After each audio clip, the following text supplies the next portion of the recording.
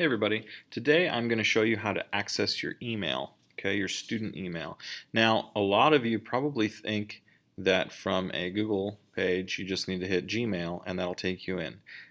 That's probably why you're missing emails, because your student email is through Outlook, not through Gmail. Okay, so how to get there the first time is go ahead and go to shelby.kyschools.us.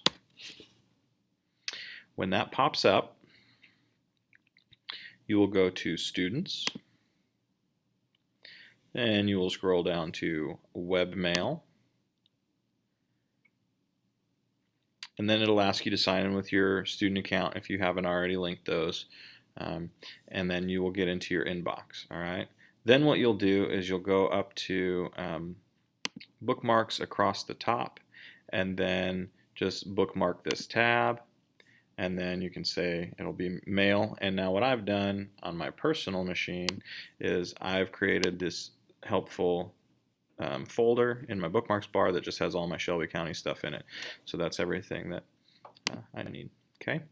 And that is how you get to your school email so that you don't miss anything from your teachers.